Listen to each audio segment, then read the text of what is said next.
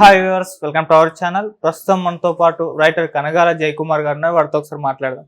Sir నమస్కారం. Sir నమస్తే. Sir పొలిటికల్గా కొన్ని ఇంట్రెస్టింగ్ విషయాలు మీరు చెప్పాలి అని అనుకుంటున్నారని మేము విన్నాం సార్. సో ఎటువంటి అంశాలు ఇవాళ పొలిటికల్గా జరుగుతున్నాయి, మీకు ఏంటి సార్ ఇంట్రెస్టింగ్ విషయం? ఇప్పుడు ఏంటంటే ఎలక్షన్స్ అయిన తర్వాత ఒక ఆంధ్రదేశానికి తర్వాత మన నాయకులకి ఒక మంచి అవకాశం వచ్చింది, ఒక సువర్ణావకాశం అన్నమాట. అవును. ఎందుకంటే సెంట్రల్ గవర్నమెంట్కి మోడీ ప్రభుత్వానికి ఒక ఆసరా కావాలి, ఒక సపోర్ట్ కావాలి.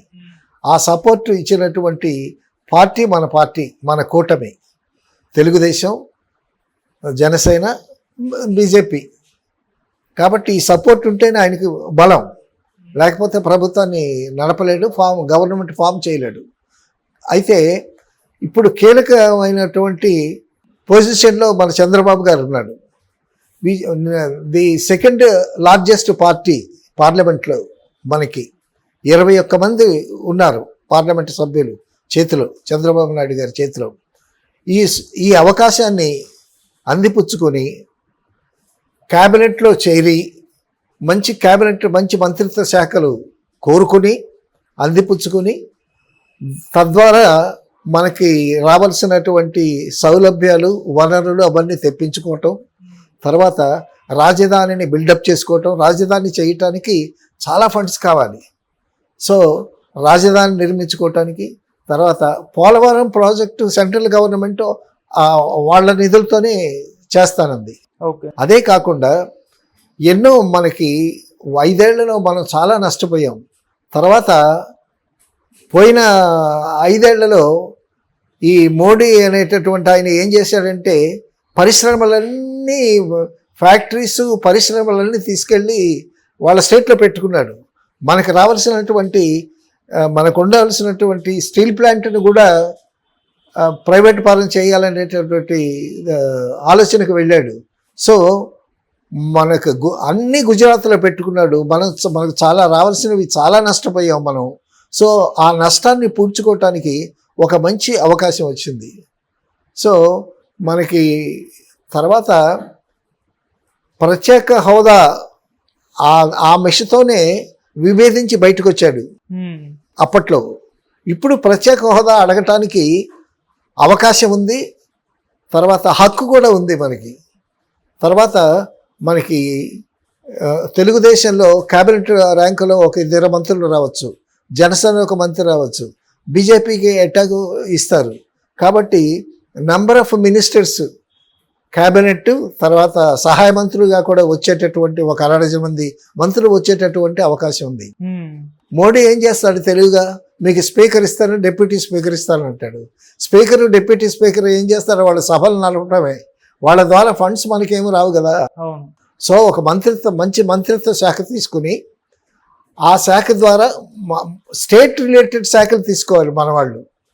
ఇప్పుడు తీర ప్రాంత అభివృద్ధి, మత్స్యశాఖ అట్లాంటిది, తర్వాత అగ్రికల్చర్ అని, ఫైనాన్స్ అని, తర్వాత ఇరిగేషన్ అని, ఇట్లాంటి శాఖలు తీసుకుని ఆ శాఖల్లో మన మంత్రులు కానీ పనిచేస్తే వాళ్ళ వల్ల మన స్టేట్కి లాభం కూరుతుంది. ఈ స్పీకరు, డిప్యూటీ స్పీకరు ఇట్లాంటివి తీసుకున్నందువల్ల సభలు నడపడం తప్పిస్తే వాళ్ళ ద్వారా మనకు ఉపయోగాలు జరిగేటటువంటి అవకాశం లేదు. తర్వాత మంచి మోజులో ఉన్నాడు మోడీ. పవన్ కళ్యాణ్ ఏమన్నాడు, పవన్ కళ్యాణ్ తుఫాన్ అని అన్నాడు. కాబట్టి ఈ పవన్ కళ్యాణ్ కావాలి, తర్వాత తెలుగుదేశం చంద్రబాబు కావాలి. ఒకప్పుడు బాగా విమర్శించినటువంటి చంద్రబాబుతోని ఇప్పుడు చేతులు కలిపి భుజం మీద చేసి ఆలింగనం చేసుకుంటాడు. సో అది రాజకీయం అనుకో. అయితే ఆ రాజకీయంలోనే మనం పొందాల్సినటువంటి లబ్ధి పొందాలి. నిజంగా చంద్రబాబు గారు తలుచుకుంటే మనం 5 ఏళ్లలో ఇంతకుముందు ఏ విధంగా ఎన్ని నష్టాలు పొందామో ఆ నష్టాలన్నింటినీ పూడ్చుకోవచ్చు. అసలు ఆయన చేస్తే ఈ 5 సంవత్సరాల్లో ఆంధ్రప్రదేశ్ని స్వర్ణాంధ్రప్రదేశ్గా తీర్చిదిద్ది ఇప్పటి వరకు వచ్చినటువంటి ముఖ్యమంత్రుల కన్నా నెంబర్ 1 ముఖ్యమంత్రి అనేటటువంటి పేరు తెచ్చుకోవటానికి ఒక మంచి అవకాశం వచ్చింది చంద్రబాబు నాయుడు గారికి. సో ఇటువంటి ఈ అవకాశాన్ని సద్వినియోగం చేసుకొని ఒకసారి మీటింగ్లో కూడా అన్నాడు, ఢిల్లీ వెళ్లే ముందు మీరు మారిన చంద్రబాబును చూస్తారని.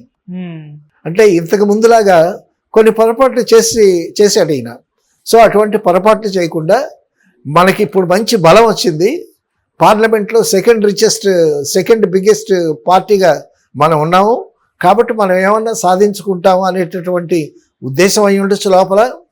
సో మీరు మారిన మనిషిని చూస్తారు అని అన్నాడు. సో ఒక విలేకరు కూడా అడిగాడు, మీరేంటి ఏం చేయబోతున్నారు అని అంటే, ప్రశ్న అడిగేసరికి యు ఆర్ వెరీ లౌడ్, మీరు చాలా గట్టిగా అడుగుతున్నారు. నేను ఢిల్లీ వెళుతున్నాను, మోడీని కలుస్తాను, తర్వాత వచ్చి జరిగిన మార్పులు ఏమన్నా ఉంటే చెప్తానని వెంటనే లేచి వెళ్ళిపోయాడు. ఏమిటి చంద్రబాబు అంటే మాటల చాణక్యుడు, 50 సంవత్సరాల రాజకీయ అనుభవం. అసలు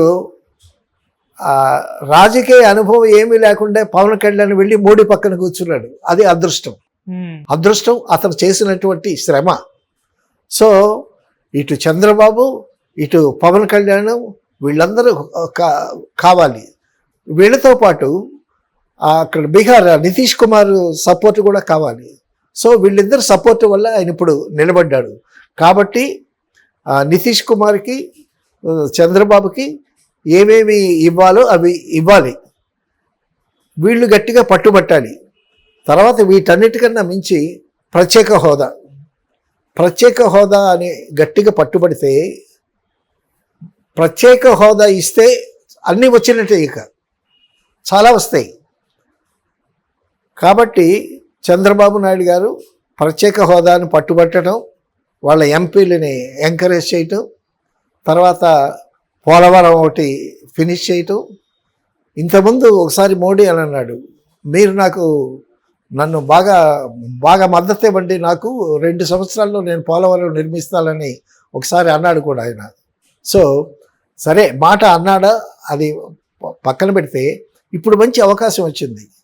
ఒక పోలవరం ప్రాజెక్టు కంప్లీట్గా కానీ చేస్తే అసలు చుట్టుప్రక్కల ఉండేటటువంటి రాష్ట్రాలకన్నిటికీ ఒక దేదీప్యమానమైనటువంటి అభివృద్ధి జరుగుద్ది అనమాట. సో పోలవరం, తర్వాత రాజధాని, తర్వాత స్టీల్ ప్లాంట్ ప్రైవేట్ హస్తగతం చేయకుండా మళ్ళీ వెనక్కి లాక్కోవటానికి మనకి అవకాశాలు ఉన్నాయి. సో ఇంత అవకాశం ఏ రాజకీయ నాయకుడికి రాదు. అసలు ఇక ఈ 5 years అయిపోయిన తర్వాత చంద్రబాబు నాయుడు గారు పాలిటిక్స్లో అప్పటికే ఆయన 80 సంవత్సరాలు వచ్చేస్తాయి. సో ఇక 80 సంవత్సరాల తర్వాత ఇంకా ఏం చేయగలుగుతారు? కాబట్టి చంద్రబాబు నాయుడు గారికి వచ్చినటువంటి గొప్ప లాస్ట్ ఛాన్స్ అన్నమాట ఇది. ఈ ఛాన్స్లో తనకు మంచి బలం ఉంది, తన మాట చెల్లుద్ది, అక్కడ తనకి విలువ కూడా ఉంది. మిగతా సీఎంలు, మిగతా స్టేట్స్ నుంచి వచ్చేటటువంటి ఆ సీఎంలు కూడా సహకారం కూడా ఉంటుంది. కాబట్టి ఈ పరిస్థితుల్లో ఈ అవకాశాన్ని సద్వినియోగం చేసుకొని ఆంధ్రదేశాన్ని స్వర్ణాంధ్రప్రదేశ్గా తీర్చిదిద్దితే చంద్రబాబు నాయుడు గారి పేరు చెప్పుకుంటారు. ఎన్టీ రామారావు గారికి ఎంత ఖ్యాతి వచ్చిందో అంత ఖ్యాతి చంద్రబాబు నాయుడు గారికి వస్తుంది.